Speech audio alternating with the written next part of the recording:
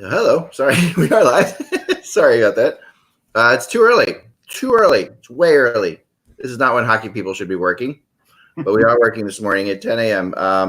And we're gonna do something quickly to talk about, and then we're gonna get into what I think was an interesting night and moving forward. So thanks to those of you in the chat room who've woken up at this time to join us. But yeah, appreciate it. What do you guys have going on today? Well, I'll talk about Curtis Granderson, who's announced his retirement today. He's a guy, longtime baseball player who played for the Mets and Yankees and Tigers. Those are his main teams that he's known for. You know, not too many guys have played for the Mets and Yankees and had a really good reputation, and both fan bases like him. Yeah. So that's a rarity. He, I had to relook at his stats. I mean, clearly he's not a Hall of Famer or anything close, but he had 1 year where he had 119 RBIs. Mike, he had 1 year where he had 23 triples. Yeah. When he was young and fast. I mean, he got, he played so long that he lost some of his speed, but he was also good for the game. Like, this guy was always upbeat and positive. Yeah, no, I mean, earlier in his career with Detroit, he was a speedster and I think a Gold Glove level center fielder. Yeah. But yeah, later in his career, I mean, I liked what he did with the Yankees. He was perfectly situated for Yankee Stadium, a left-handed hitter who was hitting home run. I think he hit a 30 or 35 with the Yankees the 1 year. But yeah, he's a class act. He's a guy, I could see him being on MLB.com or on the MLB broadcast. I always liked him. And yeah, when he went over to the Mets, which is like going over the wall to the Soviets for Yankees fans, they were still a lot of respect there. So he had a great career. And I have one small Super Bowl note. This is because I hear hosts say this on radio, and I'm so opposed to this.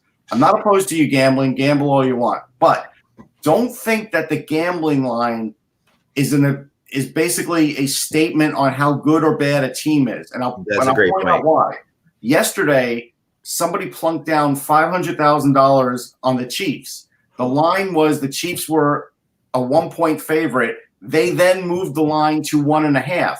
They didn't move the line to 1.5 because all of a sudden they felt like, you know what, the 49ers are better than we thought. They moved the line to try and cover these other bets so they don't lose their shirt. Exactly.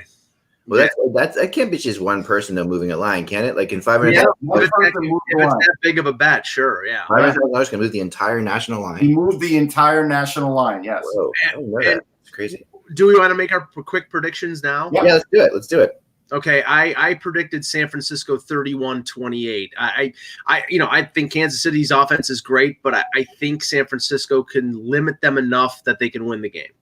I'm going to go San Fran 27-24.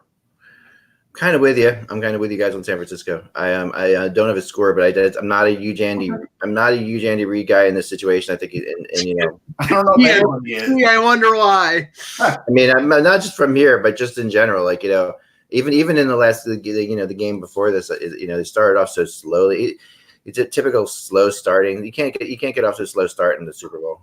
I'll go out on a limb and say if San Francisco jumps out 24-0 like the Texans did, the Chiefs are not coming back from that against San Francisco. Right. I don't think it'll be that bad, but I will tell you this: the one thing that made me worry about the Chiefs is, and again, they keep playing the things on the air bites on the radio here to remind you that Andy Reid has done this before. Knowing that they have like the worst run defense in the league and San Fran having the best running game, they were like, well, we worked with the linebackers on their vision, on what they're watching. And it was something, he gave some sort of catchphrase that was just so ridiculous that it was like, these guys need to tackle. It has nothing to do with what they're looking at. Yeah. Oh, it's so true. So true. All right, here we go, guys. Ready? Let's begin. Got a lot to get to. Okay. For being so early. Good morning, Hockey World. Hello, Hockey World. It is Friday, January 31st. The 30 days have September, April, June, and November. Yep. January 31st. What year? Thanks. Hello, Hockey World. It's too early. Hello, Hockey World. It's Friday, January 31st, 2020. Thanks. Sorry. I'm Michael Agello, I think. Got too many other things going on. I'm Russ Cohen. I'm confident in that. And I'm excellent. You're watching HockeyBuzzcast on HockeyBuzz.stinking.com.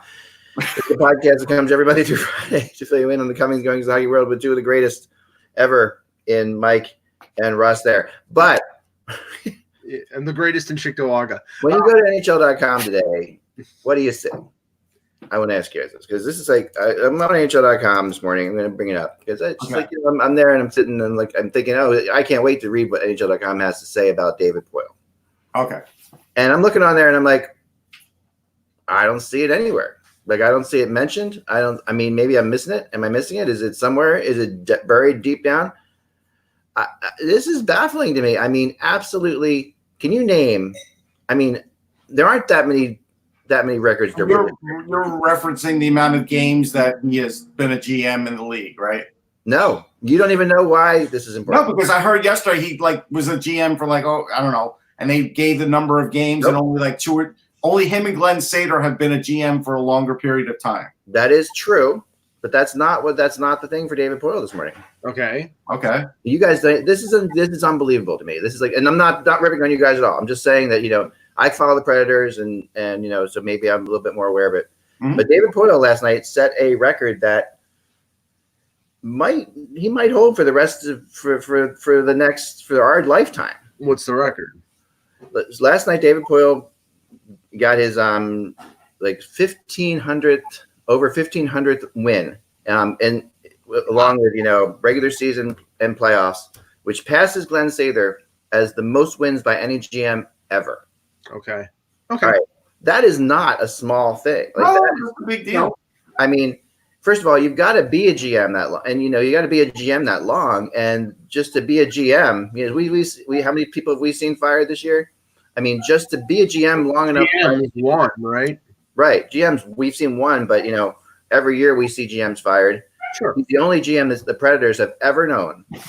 Yeah. Ever, right? He's the only GM that team's ever had. And then he was GM with Washington for 20 years? Yeah, GM with the Capitals one of the only ones they have, and they're in there early on, one of the onlyest, one of the onlyest.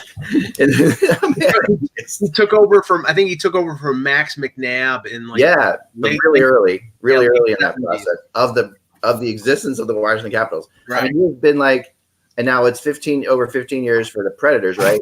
The Predators are 20. The Predators are 20, right? They're 20 years now. 20, yeah. Yeah, okay. At least. Yeah. So think about this. I mean, think about this number, and it happens last night. In New Jersey. Granted in a shootout. Kind of under the radar for sure. Nothing at all anywhere. Yeah, they said it during the game, or at least they said he's been a GM as long as Glenn Sader was. They're very close in the amount of time. Yeah, no. And only two.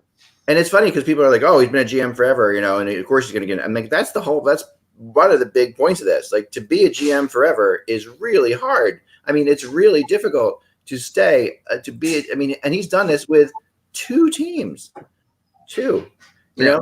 I mean, that is also 20 years in both situations. Well, that's lifetimes. I mean, he was when I was a kid, in high school or in junior high school, he was running the Washington Capitals. It's a great accomplishment, but I think if it was the most coaching wins like Scotty Bowman, I think it would get a lot more mention. I think it's going to be treated as a footnote in a way. I mean, frankly, if it's not on NHL.com, it is being treated as a footnote. It is being treated like a footnote, and I think that is astonishing on so many levels. And I think that if I'll give him his praise. He's still got great hair. I mean, that's probably he's got great hair. He is a fascinating character. Better than mine. Making trades that other GMs are afraid to make. I mean, think about the trades these guys made. He turns around and he trades. The PK Subban trade, that's gutsy. That to move PK Subban the way he did. The other to move Seth Jones the way he did. I mean, you could argue that was a bad trade, and I always felt that was a bad trade from day one. But I'll give you his greatest moment, Eck. His greatest moment was signing Shea Weber when the Flyers thought they had him dead to right. They figured they had no money. This is a done deal. There is no way they could sign Shea Weber, and they did. Yeah, and he found a way, and with that ownership, struggling to keep the team. I mean, I was down there, when they were struggling to keep the team alive. you know, way back when. I mean, this, you know, he sees, you know, next, you know, he goes to the Stanley Cup final a couple years ago. He is nowhere near looking like he's ready to retire. No. That's why I think that the guy, you know, he's going to take this record, and now he's like in that Gretzky realm where he's just going to run it up. Run with it, yeah. And just sort of shifting slightly to the game, Nashville has successfully bounced back from a really bad start after the All-Star break because they really didn't show up and didn't play that good against Toronto. Winning 2 games. And the last night they won 6-5 over. Now that's not a Nashville type game, and that's probably not the game that they want. That John Hines. I watched both of those games, the Capitals game and this one, and the Leafs game. I watched all 3 of the Predators games from beginning to end, actually. And yeah, you're right. They aren't playing Predators hockey. We talked about the whole you know, Hines thing that he's put in there, which is a new system, which is very difficult for them to learn on the run because they weren't built. This team wasn't, you know, put together by Poile to play this system. Right. So a lot of these guys are definitely out of their element. I still have questions though. I mean, they had a nice bounce back game and they got some really good offense. Philip Forsberg, anytime he's healthy, is a force. We know that. But I don't understand why Dan Hamhuis is on the PK. He's barely serviceable in the NHL. When Mike said, who else are you going to put on the PK? I said, how about Dante Fabro? Yeah. Dante Fabro is a really good young defenseman. Yeah, no, I'm with you. And I think that, you know, and one of the things that we have to say about Poile too, because, and I do want to get off the Poile thing, but I just want to finish with a couple of thoughts on this as well before we're getting in further. Thanks, Mike. But no, I do. I'm kidding.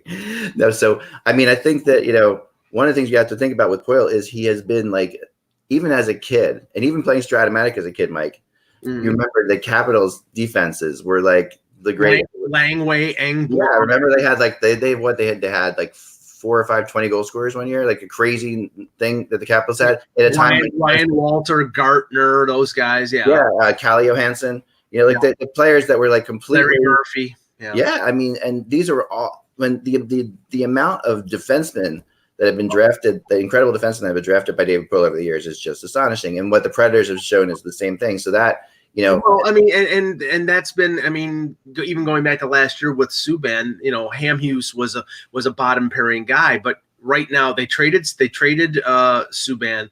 Ryan Ellis is out.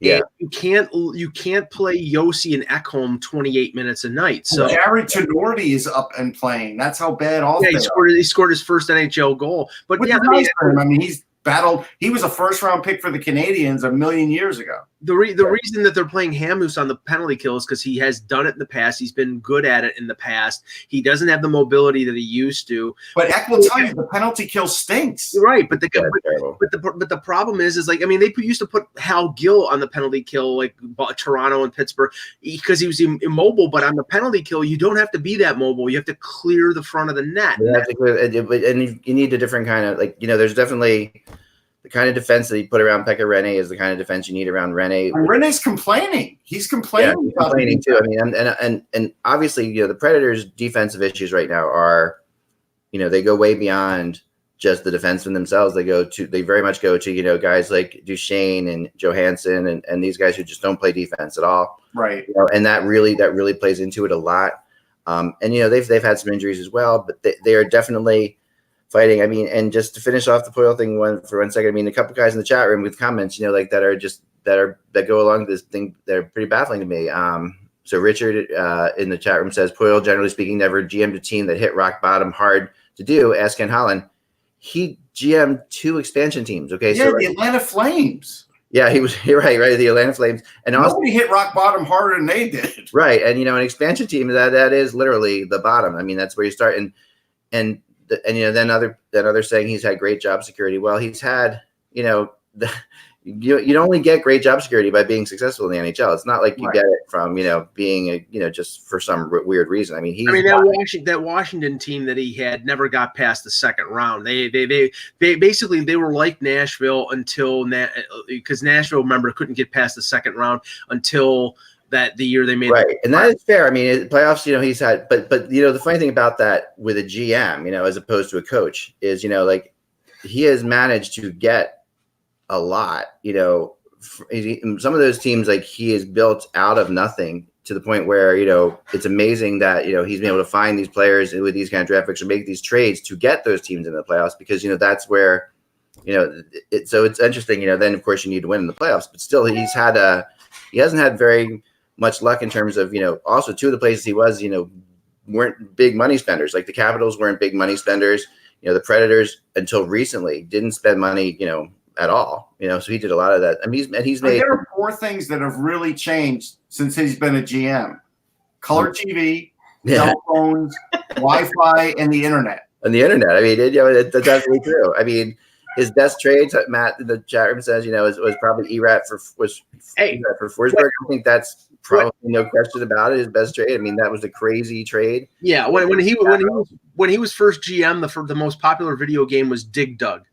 Yeah, there were no video games in 1972. 67,000, Mike, so far. All right, I'm gonna have a Dig Dug competition going on. All right, so he's taken bottom teams, and he's brought them up. He's done a great job. I mean, he has really done. And I just think that, and I mean, he's funny because he is an interesting character to deal with. I've said this before, maybe I don't know if I've ever said it publicly out here, but I've interviewed him a couple times one-on-one, and he is the only GM that I've ever interviewed who refuses to give me his phone number. It's just hilarious. I think it's just great. And it's just funny. It's just great. And that's no big deal. It's not like a shot on me or anything like that, although you can see it that way. He just is so private about everything he does that he doesn't give out his number, Yeah. It was great. It was really great. So anyway, that's the story there. Well, let me just because I was in the center of the storm yesterday, and I think in terms of because there was only 3 NHL games last night, and first of all, it was Sabres Montreal. There was so much Montreal media and scouts in the press box at the KeyBank Center that they were basically running out of seats, which is unusual because there's always seats in the press box in Buffalo.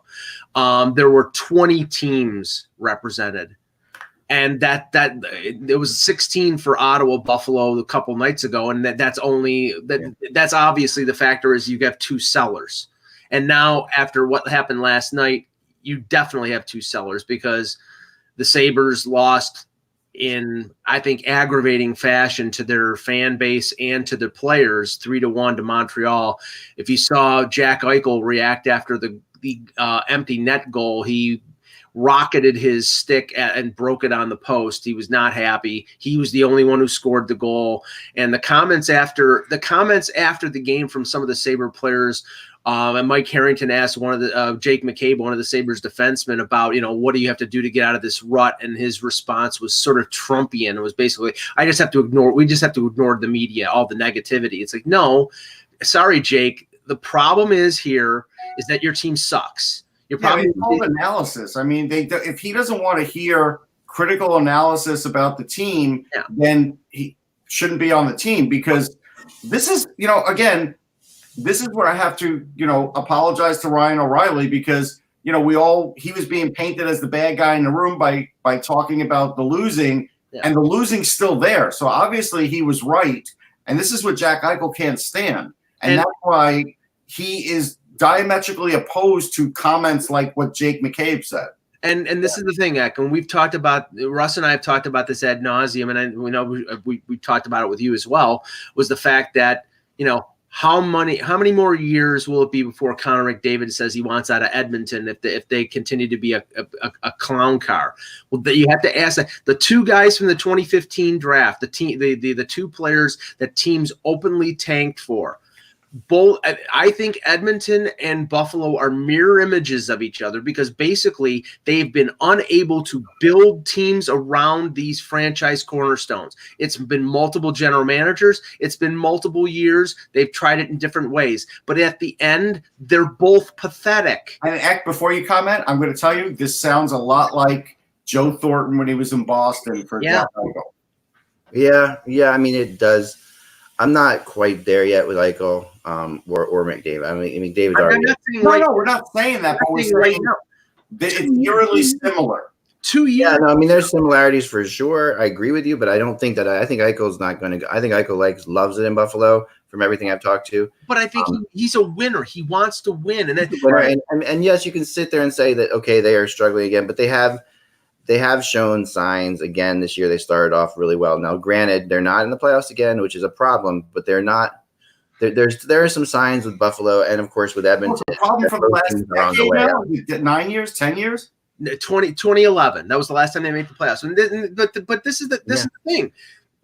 They both these guys signed 8-year max contracts out of their ELC, so they're locked up until age 29. So they have no leverage in terms of saying they're going to go free agency. Right, they're there until for the bulk of their prime of their career. The only leverage they have is their will of where they want to play. And right now, you're right, Ak. Right now, Eichel wants to be in Buffalo, but he's getting frustrated. McDavid wants to be in Edmonton, but he's been frustrated in the past. Ken Holland has said, give me a couple years to straighten things out. Botterill has been here in Buffalo for a couple years. He hasn't been able to straighten it out. And the problem is, last night, one player got hurt, and they had to put Skinner with Eichel and Reinhart. They put all their eggs in one basket, and they couldn't get more than one goal. And that's the problem. This team was badly. I didn't envy Botterill taking over from Tim Murray. They still do not have good goaltending. It's average at best with Omar. They are overloaded on defense, and they have guys like Miller and Bogosian and a couple others who, Bogosian's have been a healthy scratch the last 2 games. Yeah, this is why the Bandits remain the gold standard in Buffalo. Oh, God, yeah, for people who smoke Marlboros. But they're winners, Mike. Yeah, okay, whatever. I'm not a huge fan of what Botterill's done. I agree with you that. I am a huge fan of Kruger, and I think that you need to give him time to make. Well, he's changed the mentality in the locker room act. But when you have chicken bleep, you can't make chicken salad out of it. And they've had a lot of injuries too, Mike. Come on, give them a little bit of they started off very, very strong, and they've hit a ton of injuries here. They started off with Carter Hutton going 6-0, and he's lost his last 12. They've had some injuries, but not so debilitating. Not so debilitating that they can play under 500 and play so badly since October. The problem is that this year they brought back the same team except Jason Pominville, right? The same exact team, and added Johansson, who they're playing out of position, Jimmy Vesey, who a few years ago decided not to sign here, so he didn't really want to be here. Henry Jokiharju, who's a 19-year-old who's played pretty well, and traded for Colin Miller, and he's been a healthy scratch half the time. So, the additions were not good, and the team itself that those additions were added to were not good. It was time to blow it up last summer, and they didn't do it. Eck, but how do you blow it up? How do you blow up a team? I'm going to trade players. So here's an example. The Rangers did blow it up. They're actually 1 point behind Buffalo with 3 games in hand. Yeah. You trade players, you eat salary, and for some reason, it's anathema for Terry Pagula and the Sabres ownership and the Sabres management to buy out players. They would rather keep Matt Molson for 2 years or Vladimir Sobotka and send him either or put him on the IR or send him to Rochester than to buy him out and move him out, because then they can spend money on other players. But for some reason, they don't want to do that. This team has trouble moving on from bad things. Yeah, Zach Bogosian's a perfect example. I would be playing Will Borgen, anybody except for Zach Bogosian at this point. I already know what he can't do. I would healthy scratch him for the rest of the season. I really don't care. Now, the one thing that's encouraging for Sabres fans is that, Kevin said on the show on Wednesday that it's out there that they're selling and they're shopping. Yeah. And that 20 teams were there yesterday. I think it's an indicator that, because I don't think Montreal is going to sell right now. They may hold on to Kovalchuk until late, because actually he played pretty well last night. Yeah, he sounded like he had a good game. Yeah. Do you think that, looking at their roster, looking at the Sabres roster, Connor Sheary is a sell, and he's a sell. If you can move VC, which I don't, you probably can. Maybe. I mean, his salary's a little. I mean, he's not. They'd have to retain salary on him. Guys like Gergensons and Larson are depth third, fourth line players. Bogosian, it's almost impossible to move him. Yeah, and it's been impossible, from day one with him, and that was just a bad trade. There's no two ways about it, but I do like Ullmark and Jonas Johansson. I mean, I think Ullmark took a step this year. Carter Hutton is a disaster, and he's making 2.75. He's a backup goalie. But see, that's the thing. They should buy him out at the end of this year and go with Ullmark and Jonas Johansson as a tandem. I'd like to see Johansson before I make that decision, but go with Ullmark as your number one, and buy time until Ukko-Pekka Luukkonen is ready to be their starter in a couple years. I mean, I want to see Kruger with a preseason. I want to see him. I want to see there's certain things I think that the mistakes there. I want to see him develop an entire year. But honestly, next year, even if they make a change or two, this is still a bridge too far for even next year. It looks like they have over $20 million in cap space, and the question is, and I think it was Elliot Friedman who reported in 31 Thoughts, was that there's a growing frustration in the organization, especially at the ownership level. It's like, okay, well, does that mean that Pegula is going to allow Botterill to spend that $20 million to try to improve the team when? I mean, like I said, I didn't like the position Botterill was in at the very beginning because he had to clean up Tim Murray's mess, and there was a big, bloody mess. No, there was a lot. I mean, because they tried and tried and tried without. This is a tough city to admit to rebuild. Too, and they this is a really good hockey town. So it's not like these fans are crazy. And they are very frustrated. There's no two ways about it. It's a long time to go without being in the playoffs. But you do have in Eichel and Dahlin, you've got two superstars, right? The problem is when you're trying to, other than overpaying for Jeff Skinner, it is going to be very hard to attract free agents. Right. And that's why what they'll have to do is make trades. Right. Because then you get players who, and that's the problem. They traded for Colin Miller, and Colin Miller was like the model they might probably wanted to follow in terms of he had term on his contract. It was a reasonable number. He was a good defenseman in Vegas the year they made the Cup final, and it hasn't worked out here. And I'm not 100% sure the reasons why, but now you're stuck with a guy who doesn't seem like he wants to be here. And now you have him for 2 more years at almost $4 million. And now if you turn around and trade him someplace else, you're getting nothing for him. Yeah. Yeah. No, I agree. I mean, but I think Skinner they overpaid for sure. But they had to. I'm okay with that. They had to add talent. They need so much more talent that I don't know if they could become a playoff team in one off season now. No, I don't. I mean, I don't know if it's one off season either. But I think that the really young stars that are there, it's not as hard to get people to sign in Buffalo. I don't think Russ's year is saying it is. Oh, I think it kind of is. You have to overpay. You have to overpay it, and this is the problem on 2 areas. This is the problem. One, signing Sam Reinhart's a restricted free agent at the end of the year. He's going to expect to get probably William Nylander, Kevin Hayes money, 6'9", 7'1", and the thing is, they've lost with Reinhart. He's a good player, but they've lost with Reinhart. So do you want to spend $7 million for the same of what you've already had? And then next year, you ask anybody who they think the number 2 center on the Sabres is going to be. It's going to be Dylan Cousins, their 2019 first-round pick. Mm-hmm. And it's like, okay, you did this with Casey Middlestat. You threw him into the sausage grinder early, and now you're going to, even though Cousins is a different player, you're going to do it again? I do agree. Middlestat bail. I mean, there's a lot of things they've done wrong for sure. So let's not. But the definition of insanity is repeating the same things over and over, and they might be doing that again. Even if we say their goalie is okay, goalie situation is okay with Ullmark, they have a collection of mediocre defensemen, and they need more scoring, and that's not going to be easy. And they need better goaltending. There aren't that many. The thing they have going for them is there aren't that many teams with that much cap space this summer, so they have some possibilities there there are going to be players out there who are only going to be able to get, they can overpay for sure, but they aren't going to be able to. There aren't that many teams with $20 million in cap space. Put it that way. It's not. No, that's true. And that that could help them. And you know, as far as Edmonton goes, I mean, Edmonton's a different story. Obviously, they're in the playoffs run right now, but you know, I don't think Eichel, and I don't think you're going to see Eichel and McDavid raising. No, I'm not saying it's this summer. I'm saying if this goes on for another couple years, I think both of them are going to say, "Get me the hell out of here."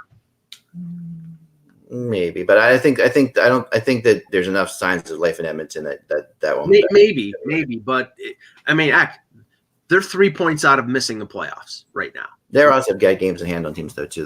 Edmonton has, you know. Not on that, Phil. I mean, they have one game in hand on Winnipeg and Chicago. It's still very tenuous for Edmonton. It is not. No, and as it is for everybody in that division. You know that division.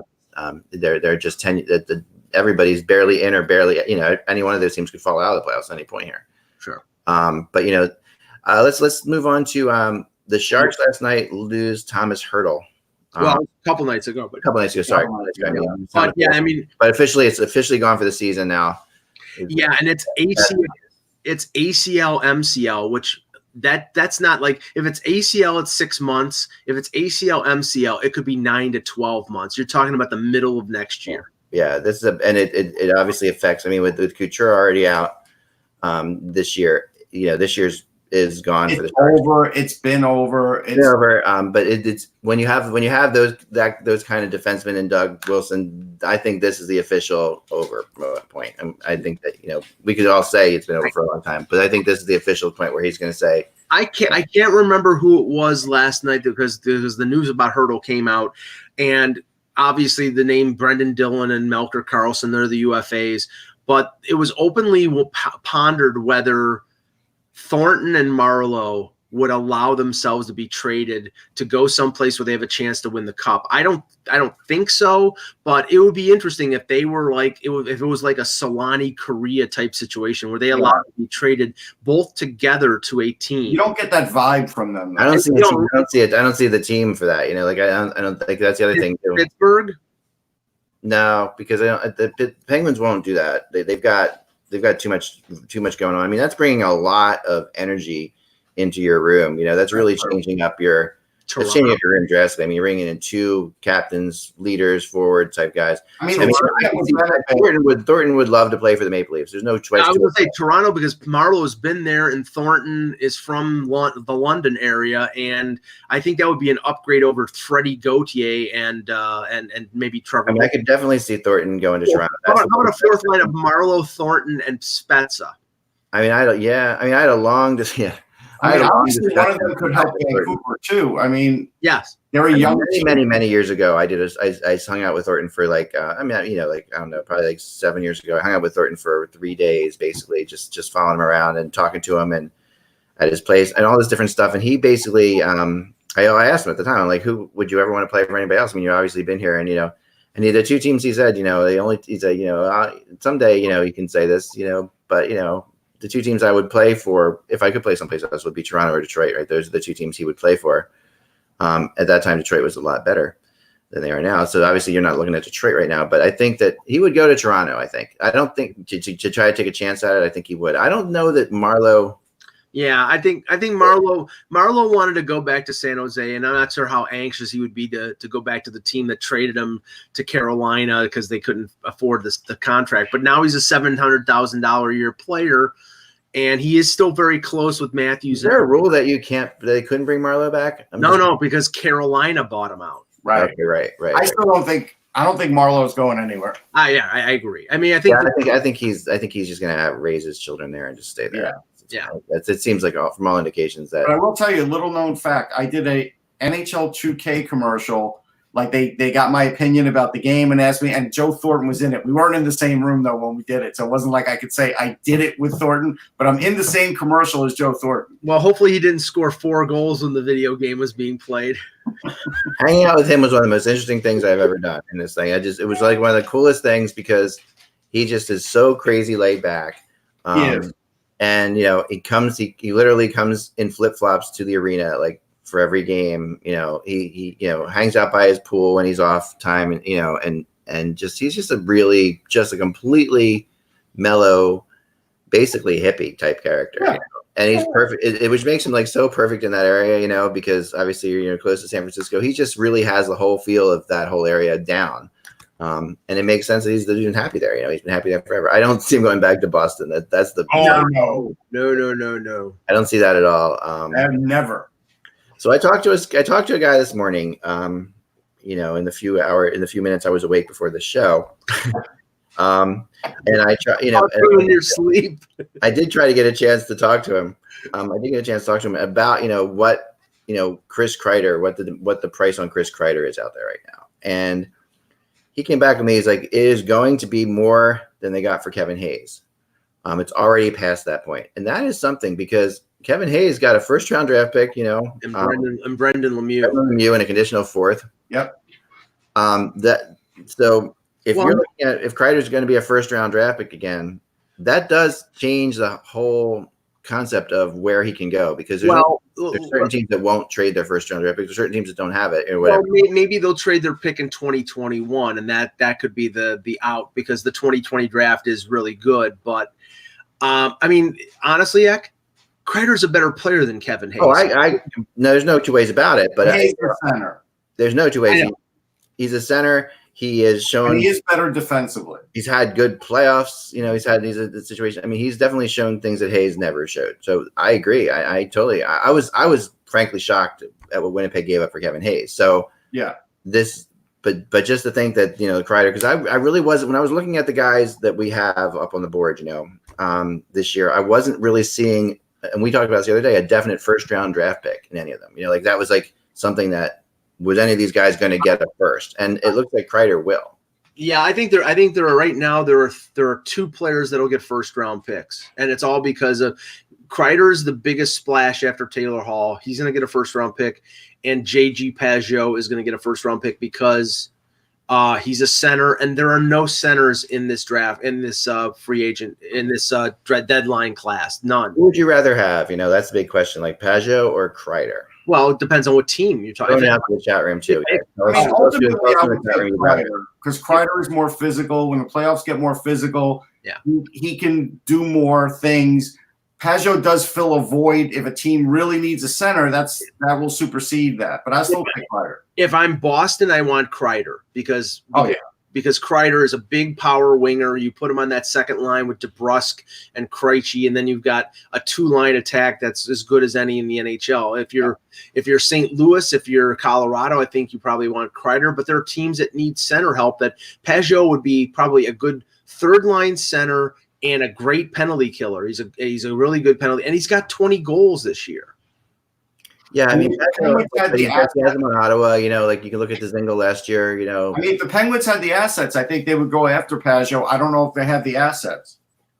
Yeah, I mean, in the chat room, it's kind of split. Well, I mean, okay, let's just say this: is there because the Penguins probably would give up their first round pick? I think they have theirs for next year. They wouldn't want to give up a Kalen Addison or a Pettersson or a Marino or any of the young players. They traded Sprong. Would they trade one of their goalies? Because Ottawa's goaltending is not exactly for the future. Is not exactly. Well, they wouldn't give the first round pick if they're trading one of the goalies. I can say that. Right. Would they trade Jari? I don't know. I mean, I would be not for. I mean, Pageau's a rental, isn't he? Yes. Yeah, he's a rental. Yeah, they're not going to trade Jari for a rental. Right. I would really be nervous about Pageau. Because I like him. I've always liked him. I mean, I think he's. I wouldn't be nervous. I think he would be a really good upgrade for them. But I think he is what he is. Bring out a deal. I mean, he's not a star player, but I think he is what he is. He's a pest. He's a good penalty killer. He can win faceoffs. He does bring a lot more than just skill. He has speed. That's another thing that makes them faster. I could see him as a good fit for the Islanders. It's a question of whether I could see that too. Yeah, it's a question of whether Lou will get. I don't think Lou will give him their first. Will he give him a Wallstrom? Will he give him? He won't give him Wallstrom, but he might give him Bellows. Yeah. I think Lou's gonna want to resign. Lou will always check into the resign. Sure. Right. Sure. And that'll change things too. I mean, I think that when you get Bellows, that's where. Go ahead. That's where you include Hosang in the deal. You go, hey, I'll give you Bellows and Hosang. Right. Yeah. I mean, historically, looking at these two players and what they are and what they represent, Kreider is the better trade deadline acquisition. Like he's the guy. He's the guy. He's you more of a sure thing, more consistent throughout his career. More of of a disturber, more of the kind of guy who like is a perfect. He's like to me like he's the Butch Goring, right? And he's actually faster, which is crazy for his size. Yeah. I know, and he's super fast, and it was brilliant of the Rangers to put him, to make sure he was the one who went to the All-Star game in a way, to make sure that he's like in that speed. I heard they really wanted him to be in that fast. It didn't hurt his draft stock. If they wanted him to be in the fastest skater thing because they wanted people to see how fast he was, right. I thought that was the first time I had heard that ever, and I thought that was really smart. And the other thing that came out yesterday was that, and it makes sense because the Rangers don't have any cap issues, that they would be willing to retain part of Kreider's salary. And Kreider's not making a ridiculous amount. So if they retain 50%, that increases the return even more. It increases the amount of teams that you can go to too. That's sure. And the big thing is, if you want to get that first round draft pick from a top team, if you're the first round draft pick is going to be, not in the top 20 draft picks, it's going to be in the bottom 10 or bottom 11, right? So right. So in the bottom 11, almost none of them have any cap space whatsoever. Like that, when you look at them right now, the teams that are the top 10 teams in the NHL. Yeah, and maybe Colorado, Yeah, well, Colorado's got the most cap space. They've got the most cap space, but they have other things they're going to do too. So I think that right, but that's why they want to go into the rental market, because they ideally they don't want to keep anybody because they have money that they have to spend on re-signing Makar probably next summer and then eventually re-signing McKinnon. This is Pajot is making 3-1. If Ottawa retains 50%, he's a $1.55 million player. Almost every team can fit him. Yeah, that is. And he obviously wants a lot next year, but if you're just looking at it as a pure rental, every team can fit him pretty much. And there's just everybody can. I think I remember that's 1.5 is like really like what 800. Honestly, I think everybody's looking at him as a pure rental. Yeah, the four big names right now, and maybe this is just a recognition of how bad the deadline has been over the last few years, but the four big names right now, forward wise, are Kreider and Pajot, and defense wise are Vatanen and Brendan Dillon. Yeah. Anything other than that, Kovalchuk, okay, there's a few others, but the big name moves or the big impact moves could be the hockey deals. If Foley's in there too. Yeah, I would say he's third because I think he's he also is the kind of guy that you wanted a trade deadline. Like, sure. And yes, sometimes, like last year you look at like we don't have like the Matt Duchene like we had last year, right? Like we don't have that kind of that like. No, Foley can get hot, and he's got a great shot, and he could score you some playoff goals that matter. And Russ, it was funny because we talked about Josh Manson yesterday, and Darren Drager brought it up this morning on Toronto radio. He says, I don't think that the Ducks are really shopping him, but if the Leafs offered Kapanen plus, then maybe they would do. So they will trade him if they get completely blown away, and nobody's going to blow him away for a defenseman. No, having a bad year right now. So that's why this is like shiny toy stuff. It's like here. Another guy to look at though, and it is brought up, and I wrote about him a couple of days ago, and it's brought up here by Esmir in our chat room, is Kyle Palmieri, who is an interesting one. Is really flown under the radar, but is from what I've heard, especially after last night's game, which left I heard a lot of New Jersey upper people in their management pretty pissed off because the way they lost that game to the Predators last night. It was really one of those games that was just completely. Yeah, but can I ask this? Why would they be pissed off? The team has been terrible all year. Actually, to be honest, this is why, because you have interim people in job spots. Okay. Well, and I asked Russ this question a couple days ago. It's like, and would you, would you trust an interim general manager to trade anything other than the rentals? And I don't know whether you would. Okay. Yes, he has to trade Vatanen before the deadline. He has to trade. I don't think he is going to. Well, that's dumb. That's dumb. Because I think that they're going to overpay Vatanen an amazing amount. I've heard, so that could get done. All right, let's just assume they do. Okay. I will tell you this. I had a conversation with Matt Barnaby on Twitter yesterday, right? Because Zacha had a 2-goal, 1-assist game. Yep. They can't be mad about that. But I even said to, and it was funny because Barnaby had put up, wow, it's, this guy does have a tremendous amount of skill. I hope it's really coming through. I wonder why it's taken this long. And I said, how many coaches and line mates has he had? And, Barnaby put out a funny answer. And that's the problem with this franchise right now. It's unstable. Josh Harris has put them in a point now where the front office is unstable. Not that Fitzgerald's not good, but this is like all these changes and the coaching changes and the interim. And right now, there is nothing stable about the Devils. Nothing. The only way you trade Miles Wood or Blake Coleman or PK Subban or anybody who has term left in their contracts is if you go ahead and you name Fitzgerald the full-time general manager before the deadline. Yeah, otherwise, it'd be like a Keith Gretzky situation in Edmonton last year where you let him trade the guys who aren't going to come back, but you're not going to let him make any kind of determinative move on players who have term left. I mean, I will tell you this. The one thing stable about the Devils is their coaching staff and their scouting staff, sorry. And guys like Ty Smith, they've been able to produce a lot of prospects, and there are guys coming. But the problem is, like Mike said, if you strip away too many of them now, you are in a full rebuild, and I don't think that's what Josh Harris wants. And Richard in the chat, these are the moves.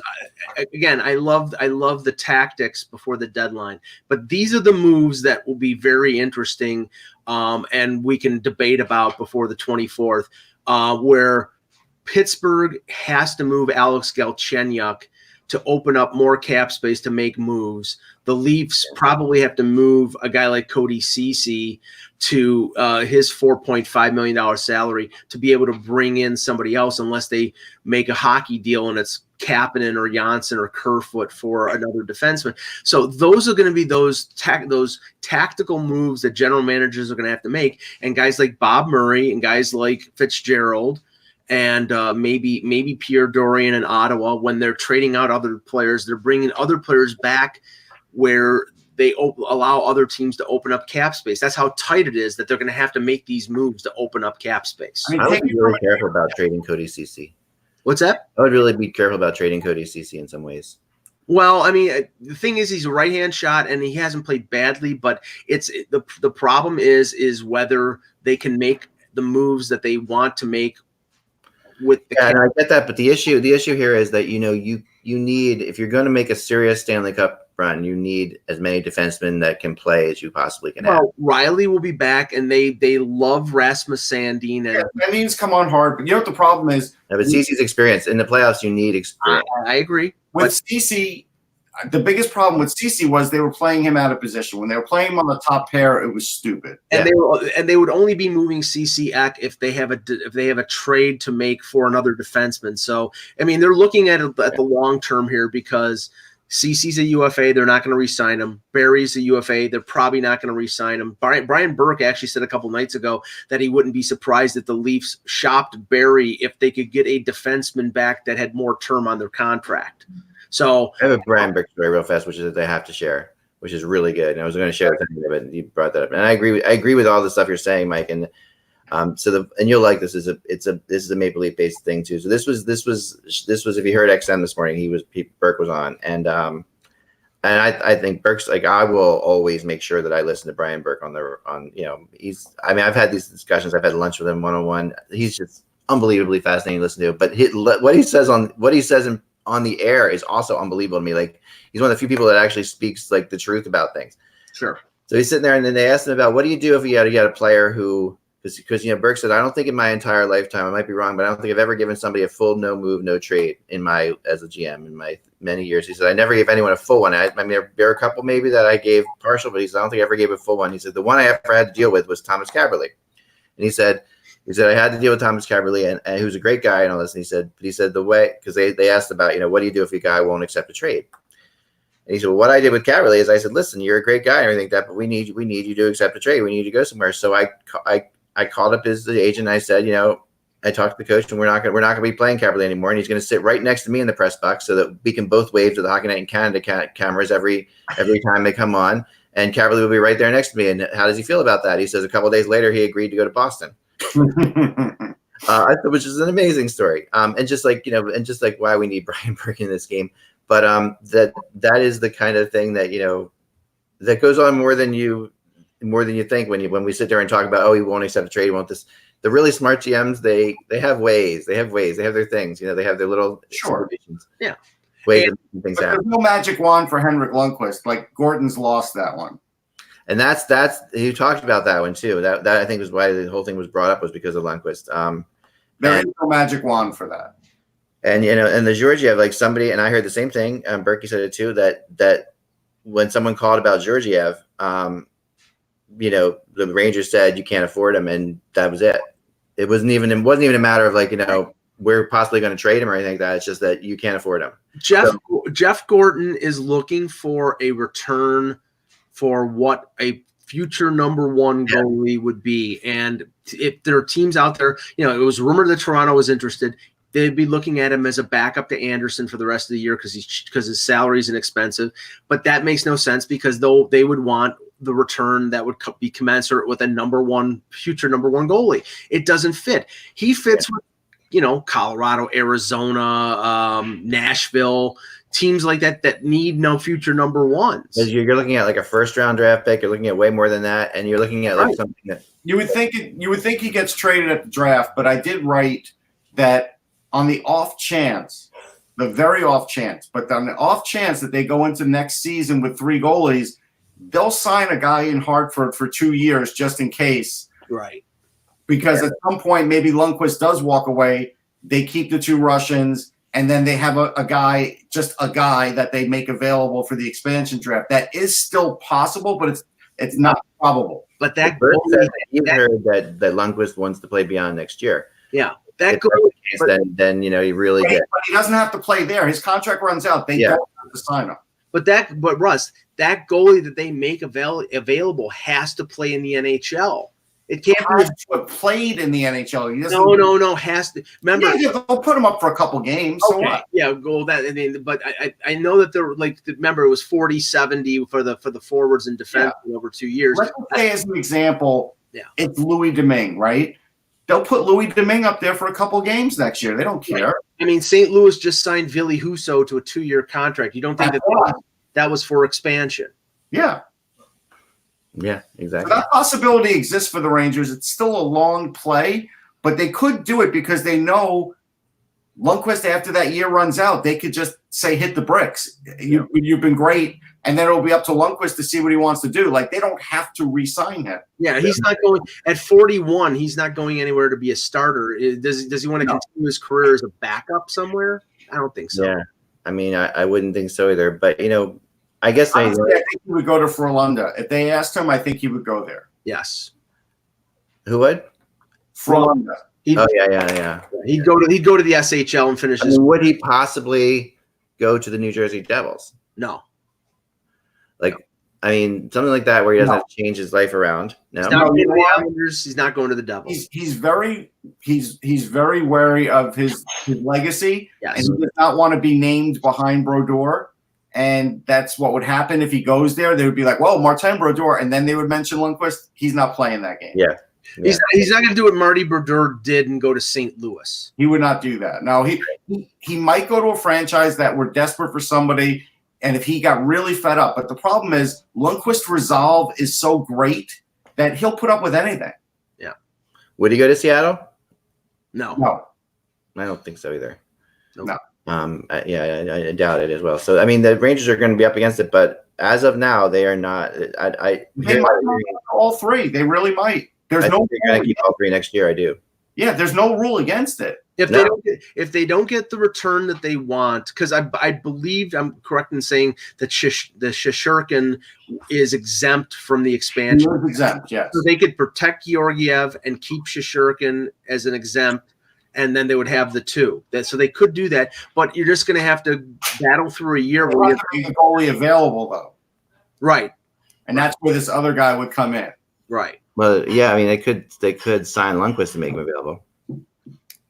Yeah, but he would just retire. He would pull a Mike Richter who got picked by the Nashville Predators and then never played for them. Or they'd have to give a draft pick to Seattle to tell them to not take Lundqvist. Right. And that we all know how that worked out for Vegas. What would have happened though, Eck, if Nashville had actually Mike Richter had played there? I know. It's crazy. I mean, they ended up they've always had good goalies in Nashville though. And that's what we see with expansion teams in general. I was thinking about that, like when you look at the strength of expansion teams, they have tended to be the goaltending. Yes. In general, because that is a position that it's just it's an individual position. If you're a good goalie, you're a good goalie. No, right. Can I we're gonna hear this ad nauseum over the next 3 weeks, and I add to it. Yeah. So no, I'm gonna rail against it. Okay. The practice of, well, we're going to trade this guy, but we're going to try to get him under contract. And if we can't get him under contract, then we're going to move him. And we've heard it with Pajot. It's not happening. We've heard it with Kreider. It's probably not happening. That could happen. It's an exercise in futility. These guys want to go to free agency. Most of them do. I mean, yeah, but that doesn't mean. But Mike, and you're right about that. But that if you're a team, that doesn't affect you. You have to sit there and you have to do everything you can. Well, this is the only thing. This is the only job they have in the morning, to get up and try to get this done. Right. But these teams are trying to get like Ottawa wants to get Pajot re-signed, but they want him at their price. And if they don't get him at their price, they're going to trade him. And Kreider, I think if the Rangers get him for a good enough deal, they would sign him. But Kreider, if he wants to get $7.5 million, he's got to go to open market. Yeah. That's the thing. It's like, Jake Muzzin is talking to the Leafs right now. Muzzin wants to stay in Toronto. The Leafs want him. It's a question of accommodation. There's no talk of them trading Muzzin. So there's no if you don't sign a contract, you're going anywhere. But this sort of Damocles hanging over the heads of these players that they're going to all of a sudden say, oh, I'll take $1 million less to stay. Bull crap. No, this is Jake Muzzin's last contract. He's gonna soak them. Yes. No, it doesn't sound like it, because right now the parameters sound like 4 or 5 years in the $5 million range. And I think that might be considered soaking them, for Jake Muzzin. I mean, it is, because considering his age and everything else. Yeah, I like Jake Muzzin, but I don't think I wouldn't give 5 years $5 million. Listen, I wouldn't either. That contract will be front loaded, and I bet you the last 2 years of that. But yeah, then they'll be fine. There's a high element of risk when you sign Jake Muzzin for more than 3 years. Period. Yeah, but the extra years always makes a difference. It can spread out the cap. He could make $10 million in the first year of the contract. It doesn't. We got a question here from the chat room that is too much fun to ignore here. For closing questions, Flashback Friday. Flyers traded 1, 2, 3, and a goalie prospect for Adam Oates back in the day. Just try to get more, the same or less. He gets less than that. Less. For sure. That means more now than it did. That was a crazy, stupid trade. Was that Holmgren? Yes. It might have been Clark, actually. No, actually it was Clark. Sorry, it was Clark, because that was and the goalie at the time was like a really good. He was considered a great prospect. He never really panned out. Was that Ouellette? Yeah. So that was something. That's a good one. I like that one a lot. I do want to give a future headline. Yeah. Mike, you won't be around to see it, but in 2077, everybody will be like, but hey, you will be 110 years since the Leafs have won the cup in the year. I like it. All right, we got to end the show with this. NHL Draft Lottery. A-H-O. No, sorry. We are back. Thanks to our friends at tankathon.com. Here we go with the Draft Lottery Simulator today. Ready? You asked for it. You won it. There's nothing better than random numbers going past you on a screen. Here it comes. Do it. It would be the Minnesota Wild. Oh, man, that's a good one. Kaprizov and Alexis Lafreniere and Alexi Lafreniere in the same year. If they were able to get Kaprizov over and have Lafreniere, wow. Yeah, with already what's a pretty darn good team right now. I mean, this is although look at the number 2. Sharks fans would be crying. Yeah, to be Ottawa. I know Detroit really gets hosed in this one.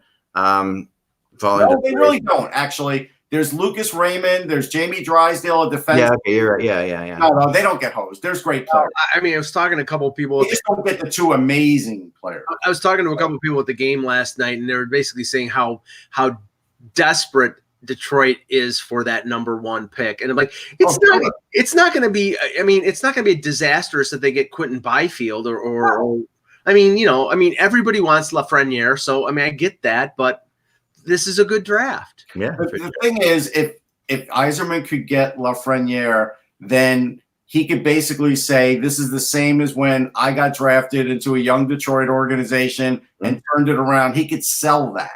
Yeah, who's Johnny Ogrodnik on this team? I feel because I remember that happening. I remember Yzerman getting drafted to that team, and yeah, my dad was a big Red Wings fan, and how fired up my dad was because the Red Wings was a lousy team. Red Wings were awful. I mean, they were as bad as they are right now when Yzerman got drafted. Now playing the role of Willie Huber, Jonathan Eriksson. Yeah. Oh, they were terrible back then. Oh my gosh, they were really bad. Andy DeKaiser is Reed Larson. All right, that's all the time we have for today, guys. Enjoy your weekend, everyone. Lots of big games, of course. We are going to be Monday. We will be 3 weeks away from trade deadline. I have a feeling that there's going to be some sort of significant trade next week. I think we're getting close. Yeah, I think we are getting close, and I have a feeling that we're going to see some of these guys with some of the big guys. I think like the Kreider. If you're going to get Kreider, you should get him now if you can. Like that. I mean, you have to believe if Buffalo has any idea that they can get back in it, they're making the trade over the weekend. They don't. They can't. Yeah, they don't think so. But Montreal is an interesting one though because they they win that game. Gallagher's back. I mean, they're right there again. They're like right with Buffalo as far as points go, but the momentum who knows? Montreal. I mean, again, the weirdest Montreal Canadiens team of all time. Okay, of all time. Here's the part that we never know, Mike. If there's been an ultimatum given to Botterill that you've got to make the playoffs, then he is going to make a trade. Yeah, wow. Yeah, and that's very possible. Johnny Ogrodnik, good call on the time. All right, here we go. Remember, folks, without the buzz, it is just hockey. So enjoy your